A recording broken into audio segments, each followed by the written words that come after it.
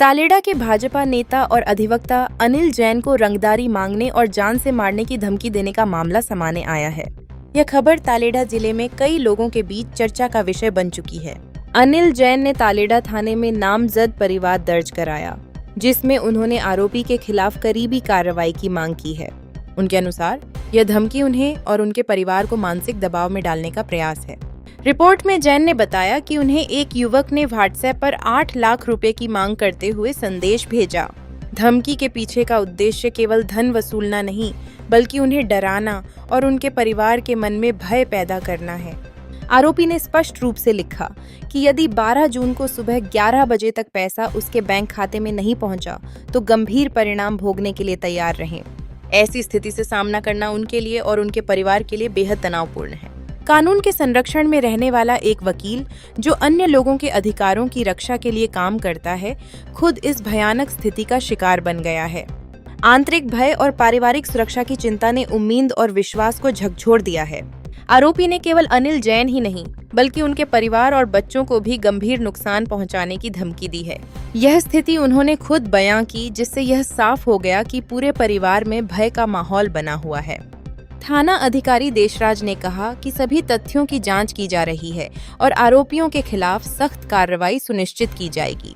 अनिल जैन की मांग है कि प्रशासन जल्द से जल्द कार्रवाई करे, ताकि उन और उनके परिवार की सुरक्षा के लिए ठोस कदम उठाए जा सकें।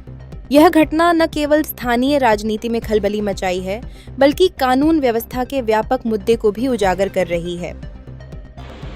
गुरुवार रात्रि को 12 साढ़े 12 बजे के लगभग एक युवक द्वारा मेरे मोबाइल व्हाट्सएप नंबर पे 3 अलग अलग मैसेज किए। मैं रात को सो रहा था। जब मैं सुबह उठा तो मैंने देखा कि उसने मैसेज भेज रखा है कि मेरे खाते में 8 लाख रुपए डाल देना, वरना सही नहीं होगा, और मुझे जान से मारने की धमकी दी।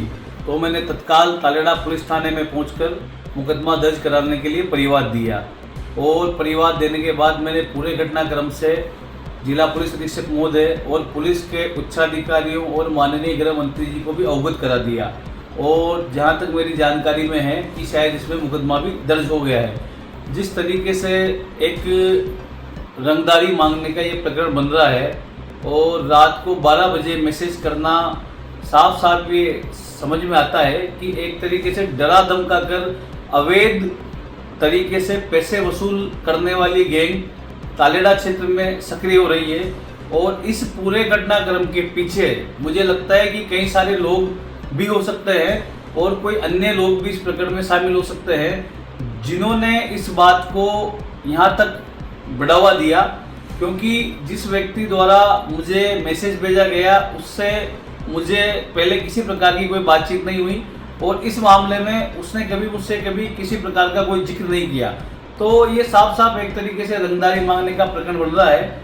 और जिस तरीके से युवक को नशे का भी आदी बताया जा रहा है, तो मैं पुलिस प्रशासन से ये आग्रह करूंगा कि इसके साथ इस पूरे घटनाक्रम में कौन कौन लोग शामिल है, इसके द्वारा किसका साथ दिया गया, किन किन लोगों के द्वारा इसका साथ दिया गया, उसकी पूरी जानकारी ले, और जो भी लोग इसमें शामिल हो उनके खिलाफ भी कार्रवाई की जाए।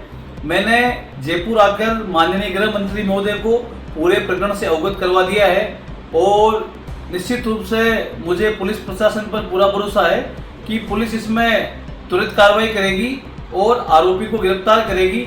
क्योंकि जिस तरीके से एक वातावरण बना हुआ है और जिस प्रकार से उसने मुझे धमकी भरे संदेश भेजे हैं, कहीं न कहीं आरोपी की मंशा ठीक नहीं लग रही है, और मेरे परिवार के साथ किसी भी समय जान माल का नुकसान हो सकता है। यदि निकट भविष्य में ऐसी कोई बात होती है तो उसकी संपूर्ण जिम्मेदारी पुलिस प्रशासन की होगी। तो मैं तो पुलिस प्रशासन से ये आग्रह करूंगा कि तत्काल रूप से आरोपी को गिरफ्तार करे और जो भी कानूनी सम्मत कार्रवाई बनती हो वो की जाए।